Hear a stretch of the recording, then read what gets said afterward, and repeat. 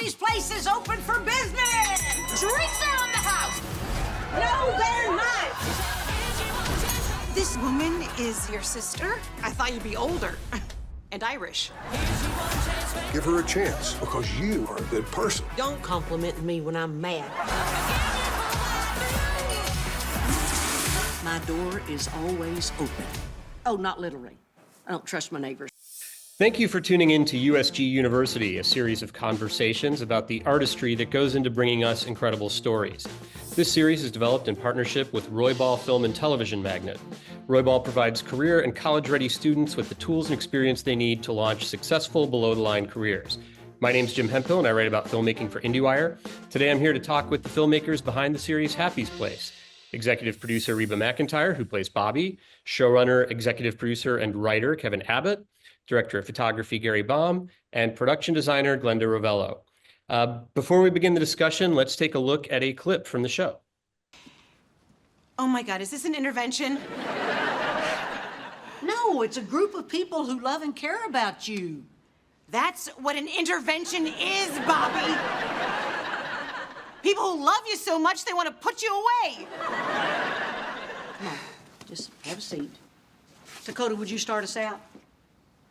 Gabby, I wrote a letter. Oh my God, it is an intervention! Okay, you guys, I wasn't getting high in my car. I just wanted to seem cool. Said everybody at their intervention.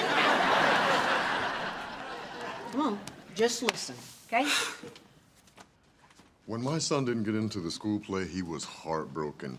But then his Aunt Gabby spent hours with him choreographing a dance to the song about the Sharks versus the Jets so that he could put on a show for us. It was nothing.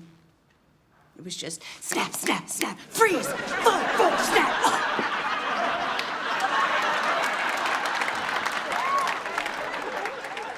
Thank you for making him believe in himself, Gabby. Well, when you're a jet all the way. Okay, I'm going next. Gabby, I admire how fearless you are. It makes me want to be fearless too, in an organized manner.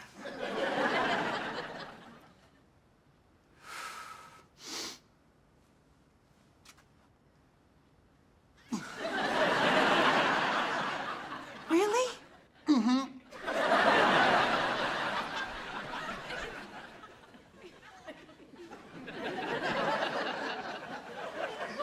Wow. Do you want to go wash? All of this? Yeah. Yes, thank you.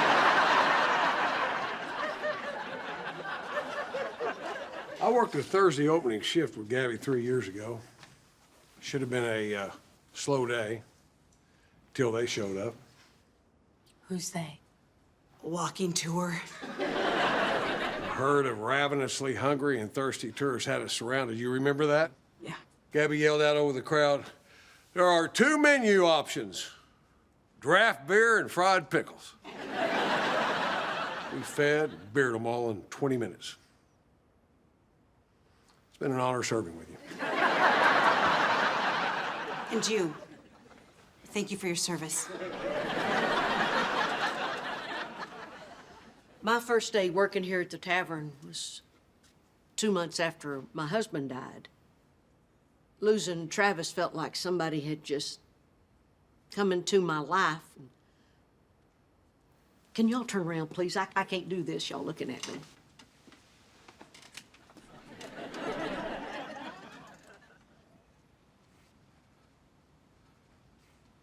Felt like they had come into my life and cut me to pieces. I didn't think I'd ever be whole again. And then Daddy made me work every single shift with Gabby. And she was the one that asked me questions that nobody else wanted to ask. They were afraid. Stuff like, do you miss him? What was the last thing he said to you? Can I have his clothes? What? His shirts fit better than the ones at Long Tall Sally's. Gabby, you saved me. Question after question, you helped me put myself back together. Bobby,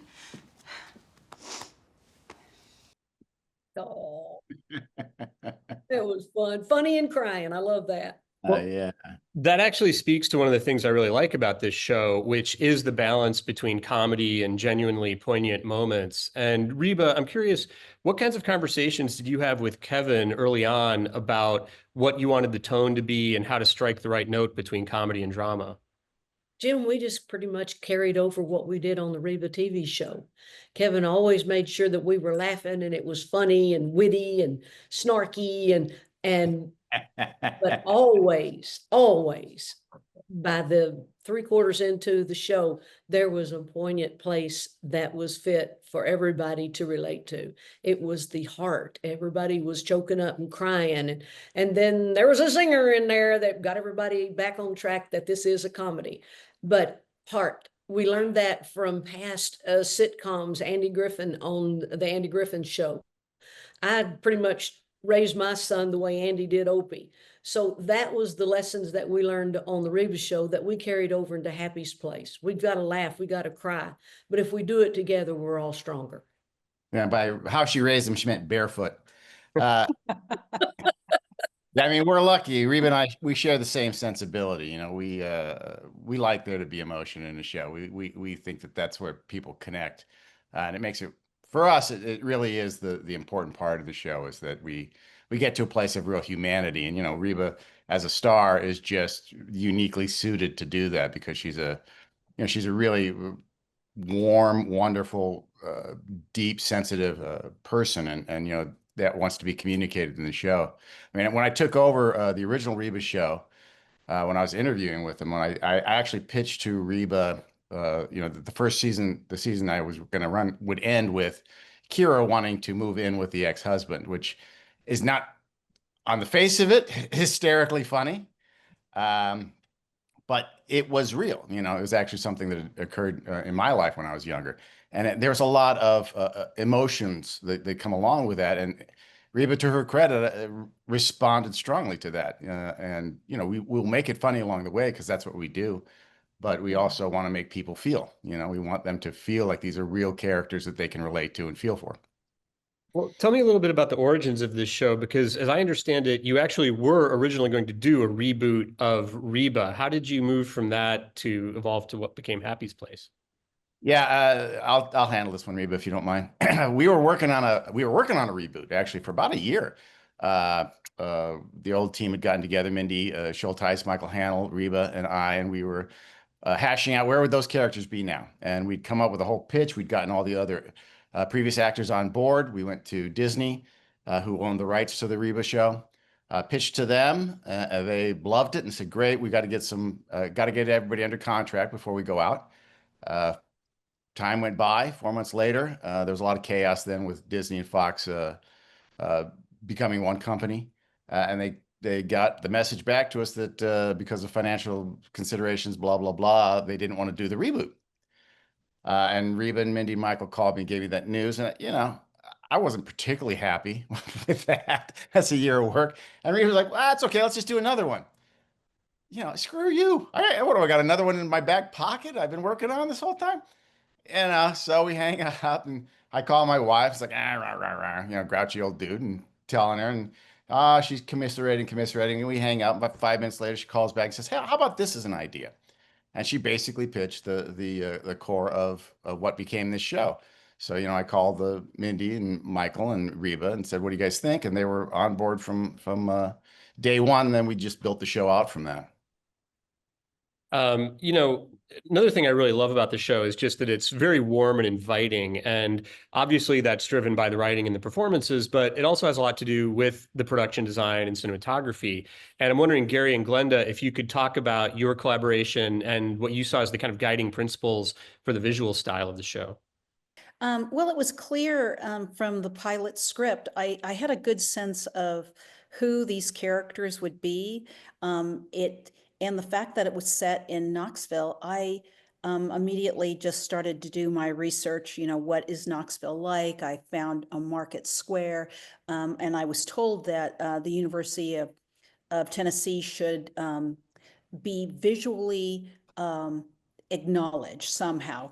And so that really set a tone. And also just like, you know, anything, it just builds. And the more I got to know Kevin or Reba, and they were very clear that it had to have a certain amount of warmth and a lot of humanity, and to be clearly from that place, from Knoxville. And that's what we strove for. So between understanding what the architecture was, the architectural stock that's in the city, and then finding artifacts, whether it's orange glass or the blue tick coonhound, bringing those things into the set. And then there's Gary's work. Well, thanks, Glenda. We initially, every show has its own voice, so we try to make it very cinematic in that respect. And of course, we do love the swing sets, so that gives us an extra fun to do. We had a show called Fish Fry Monday, and we had a fishing shack, and that was a lot of fun. And just working. Great job on that. That was a great job on that. Thank you. We were able to do different things. We had rain, we had lightning, and we had all kinds of things. So we try to keep it sort of warm and light because that's what the show is. But we have to also keep in mind that we have beautiful people on the show, and we have to make them look as good as possible. So it's a little bit of a balancing act between making the set look good and people look good and telling the story without getting the photography in the way. You're not supposed to, to me, you're not supposed to like notice too much. You're supposed to, listen to the story and enjoy the show. And we all go, for the ride. And that's how I approach, this show. Well, you bring up the actors. Obviously, casting is essential on a show like this. So, Kevin and Reba, I was wondering if you could talk a little bit about how you went about assembling the regulars who would work at Happy's Place and form the heart of the series. You want to take this, Reba? Or you want me to? You go ahead. Okay. I want to hear how you want. I want to learn something here. Yeah, well, we'd always wanted Melissa to be on the show because she and Reba just have such a great chemistry that we knew from back when. We wanted to be a little bit different from what we'd had, but we knew that we wanted her to be a part of it, so she was going to be part of the three. We have the three ladies, and that's kind of the axle on which this car drives, with Reba obviously being the most important event. So we knew we were going to have her as Gabby. At some point, I'd had a character called Emmett that we'd created, and Reba had said, this guy I'm dating, this guy I picked up on the street, he's a pretty good actor. What about him? Is there a role for him? I was like, yeah, Emmett's perfect for Rex, I think, So we knew out of the gate, we had two that we knew. The other three, they were all cast. So we had Pablo come in. We knew we wanted him for something. Then we had Isabella. It took a while to find our Isabella in Belisa. She was one of our late arrivals. We had a few wonderful people in line, but she came in and just kind of stole the show. She had a couple different takes on lines I just thought were really fascinating. It really informed the character. And Takakota, we were desperate on that one. We weren't finding anybody. We're not finding anybody. And we were almost going to change the character a little bit because we had Pablo read for the role of Takakota because we had a couple of good Steves. They weren't quite who we loved for as much as Pablo, but we thought, well, he can do both. He was actually a wonderful Takakota. So we were considering just opening it up to more people, and then Takala came in, and he's got that great voice, and he's got that great presence, and he just nailed it. It was one of those things where you're like, oh, we're never gonna get this. We're getting close to the time, and then boom, he walked in, and he was it. And when we took our choices along with some alternates to the network and studio, luckily we were all in agreement that the cast that we had was exactly right for it. And we had the benefit of again having the star already read with them, so we knew that the chemistry was going to work. And I personally think that the chemistry is marvelous on the show between these actors. I agree. Yeah. 100%. We are a diversified cast. We've got Belisa, who is Mexican, and then American Indian, Takala, and then He's Colombian. From Colombia. And so you sat in the makeup trailer and you learn more. I mean, us three white dudes, Melissa, Rex and I, we sit back and we listen and we love and we enjoy and we've learned it is absolutely a diversified cast. And that was so preached upon earlier when we were thinking about this show. And probably one of the reasons why the Reba show didn't get picked up is because of there was no diversity. And so it was meant to be, because we have learned so much and this show has given so much love, laughter, and heart that I'm so proud to be a part of it. And I think on that, just on that, if I can add something, I think that a lot of times when you go for diversity, it doesn't feel like it actually meshes. You know, that they don't. It feels put together as opposed to feeling natural. And I really feel like this cast, they just feel organic. You know, you don't feel like anybody was forced in there.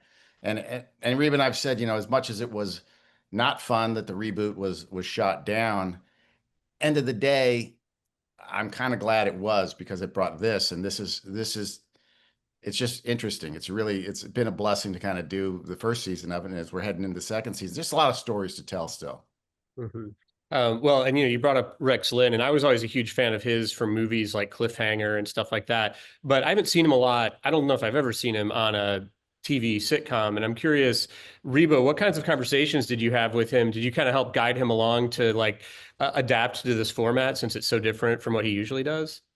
Yes, we had lots of conversations about it. He is a workaholic and he loves to learn his lines, have them down pat. And there's days before we're supposed to get the script, he's texting Kevin saying, "You got anything for me? Can I get now?" Because he wants to start memorizing. My problem with actors has always been to get them to read the script before table. With Rex, it's before written. Yeah, Rex wants to have it memorized before table read. But it's simply amazing to me. His work ethic is so intense that it's helped me be a better actor, because if you know what's on the page, you have more fun on the stage, because you can start really working on how you want to perform a line instead of what's that line, concentrating on that. So Rex, I have gotten him talked into don't start memorizing until the third day. Yeah, which is a huge accomplishment in my opinion. But it is different from him. First, John Lithgow told him over and over, if you ever get a chance to do a sitcom, do it, because you'll be great. And John was right. Yeah. Now, Glenda, I want to ask you, character is not just about the writing and the performances. It's also about the production design and the environment that these characters inhabit. And I was wondering if you could talk a little bit about how you see your role in terms of conveying character to the audience, whether it's in the way you approach the bar or Bobby's home or anything like that. Okay, great question.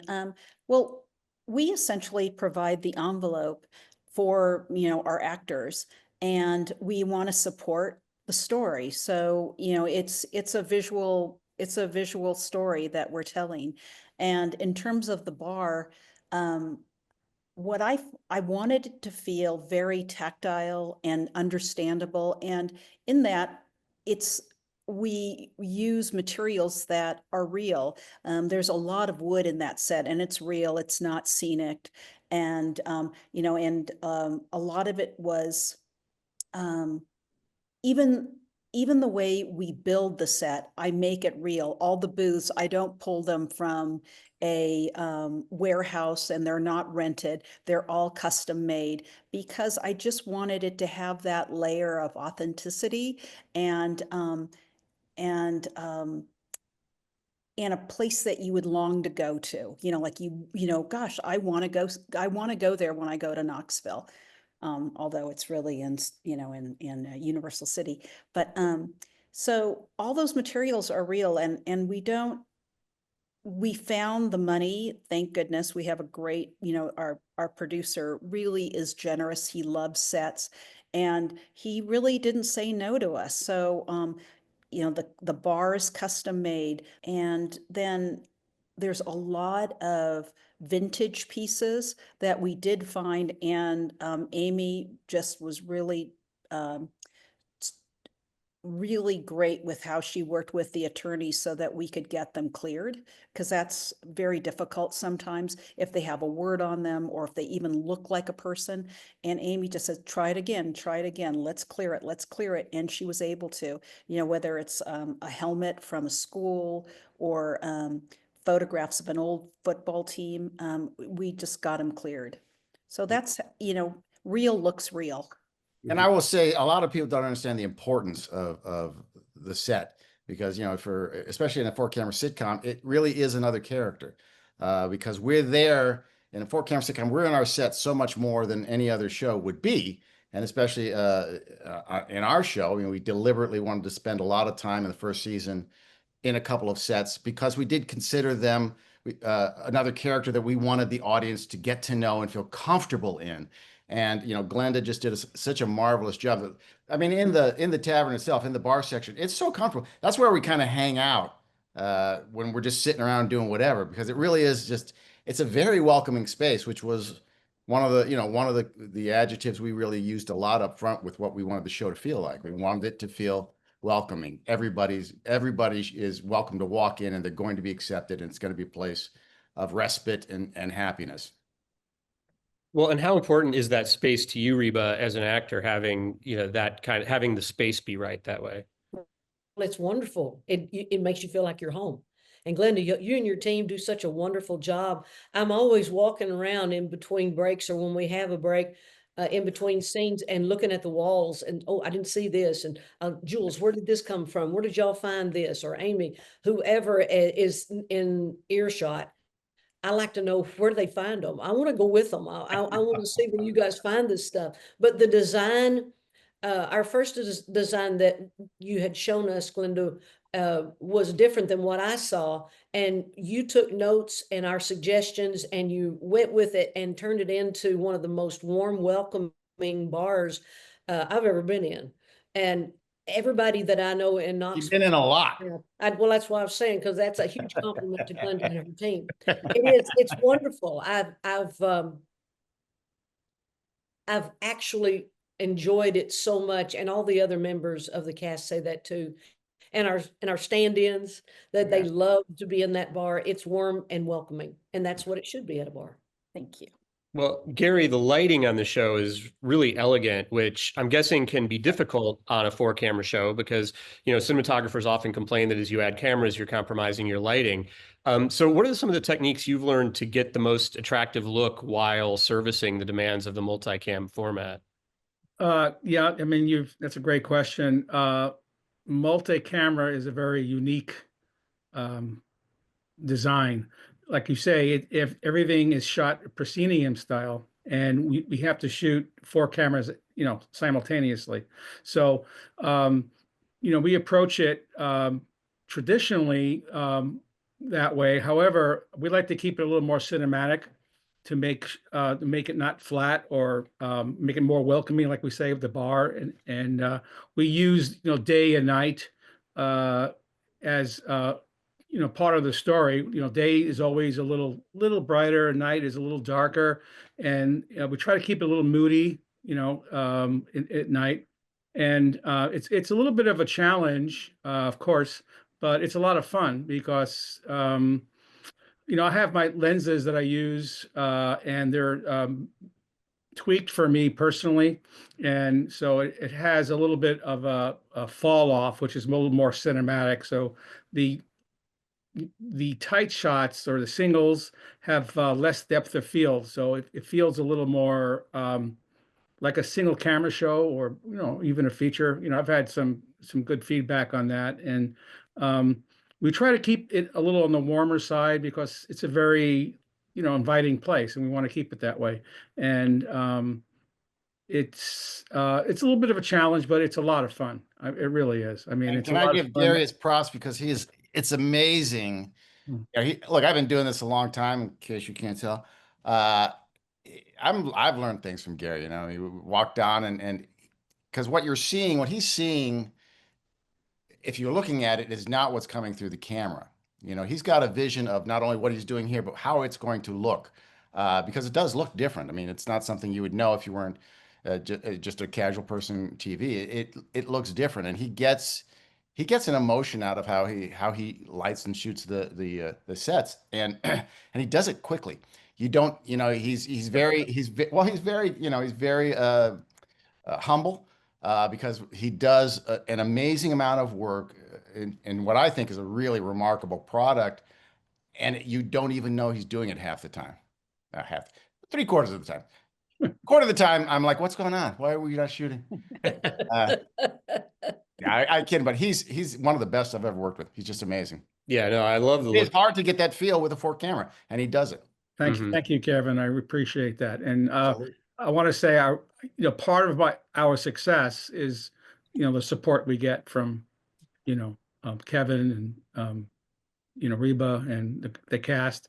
And it's a lot of fun. And that propels you to do other things, and to stretch yourself.